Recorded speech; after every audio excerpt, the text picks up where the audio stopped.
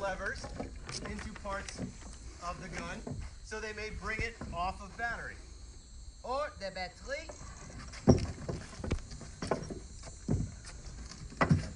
Remettez le levier en leur place. You're going to get the order to return those levers back to their place.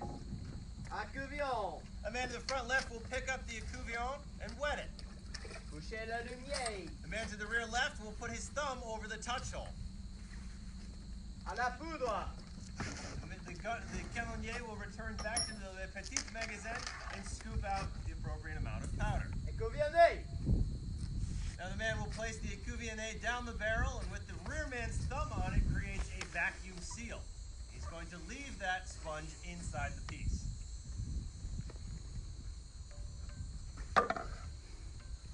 Retirez l'écouvillon, mettez-la à sa place.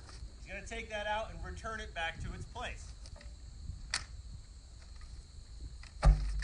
Here's that vacuum seal. Mettez les poudres dans le canon.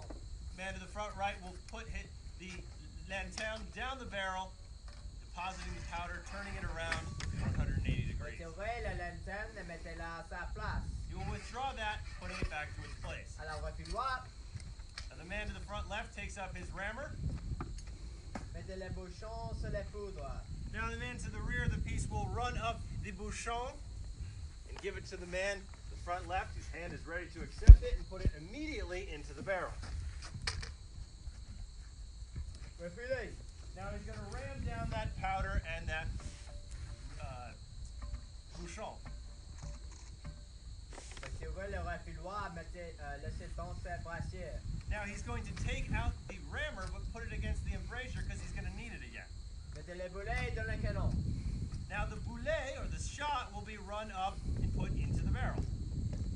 Mettez les bouchons sur les boulets. Another wad needs to go on top of that boulet.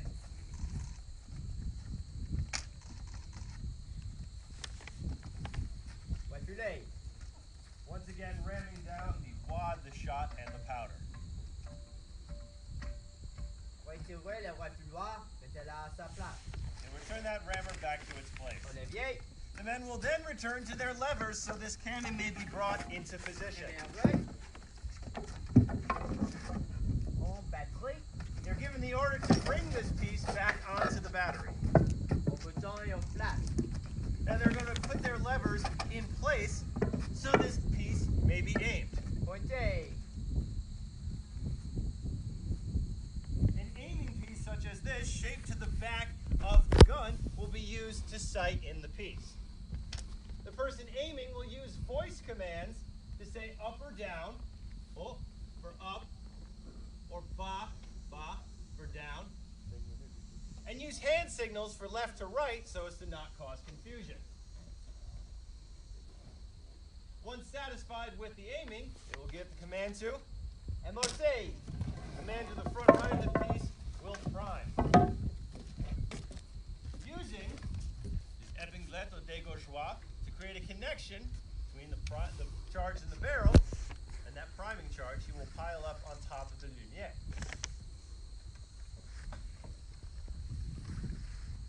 The man to the rear left of the piece will get the command to go up to the platform. Pour les bras. En deux. Hop.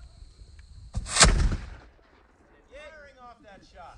Now the men are immediately ordered to go back to their levers so this may be brought off the battery to begin loading this piece once again. Eh bien, vrai.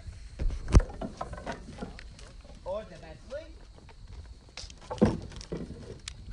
Bon, remettez le levier en leur place. Acouvion. Now notice, the rate at which these men just fired this piece is not a fast one.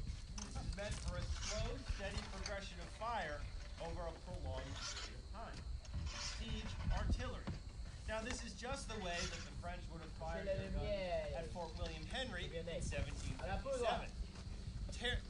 Traveling down the lake, landing a few miles above the fort, creating siege works, sending projectiles down towards the fort over a prolonged period of time. Now in 1758, the English turned to attack. Mettez-la à sa place. The English are going to travel up via Lake George here to Fort Ticonderoga. Now in 1757, the French here Mettez les numbered poudres dans les canons. about 8,000 men.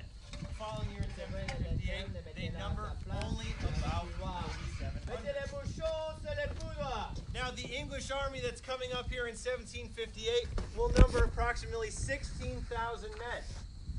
And the commander of the French forces, Louis-Joseph Marquis de Montcalm, knows full well that if his forces were to be attacked by the English here at the fort, they would not be able to withstand. So in an unprecedented decision, Montcalm draws his forces out of the fort up onto the heights of Canon. And there he has them create a quarter-mile long, 8-foot-high, zigzag-patterned earthen redoubt we know as the French line.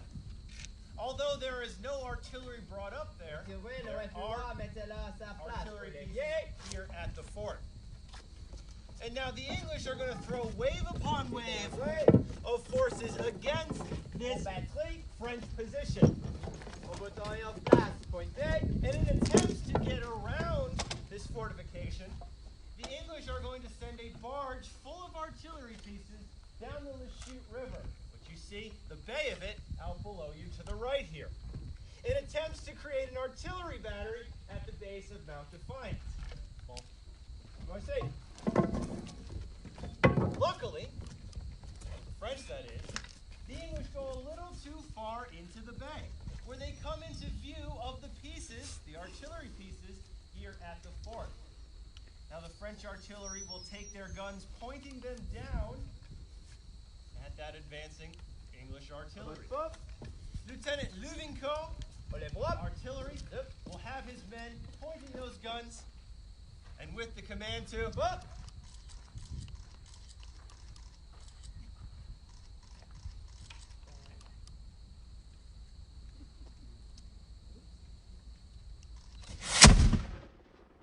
off his pieces, causing the English to retreat back up the Lachute River and are not able to create that artillery battery at the base of the mountain.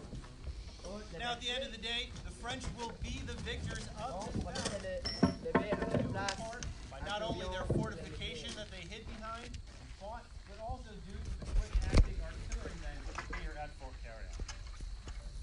I want to thank you for joining us today. Before I let you go, a couple things. First and foremost, I want to thank you, because without you folks, we don't exist. You guys coming here today help us with our mission. And that mission is to continue an ongoing and active discussion about the history here at the fort and how it may be preserved for future generations. So we thank you for that. There's a couple things you guys can do today following this. Right after